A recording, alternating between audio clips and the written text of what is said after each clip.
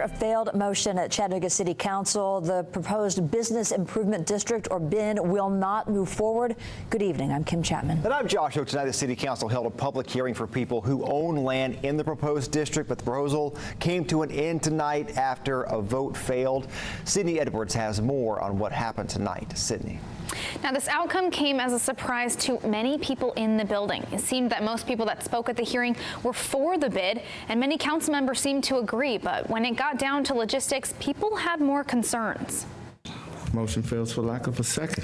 Before this motion failed, folks for the bid, like former Mayor John Kinsey, said this was something the area needed to compete with other cities around Chattanooga. 81.9% of the assessed value of the property owners in this district have signed up for this.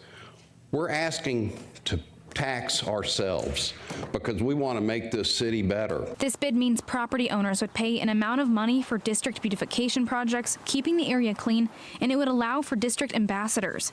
But some property owners said they didn't want that. We don't need ambassadors. I picked up the garbages before I came over here today. I stopped in the street for the day. I do it regularly. My mother, Mrs. Patey, did it regularly. She taught us to do it. I pressure wash. We remove the graffiti. And many council members were unsure about logistics of the bid, like who would approve of bid board members and annual audit suggestions. So the first amendment I make is that all meetings of this board are held according to state sunshine law. With multiple amendments added to the proposal, folks waited for council's vote. And when they kept quiet, those even against the bid say they were stunned, but they're not holding their breath. They can come back within a year, and they may very well do that and be better organized as far as getting the information out to the property owners and also to the governing body, which is really ultimately charged with overseeing this.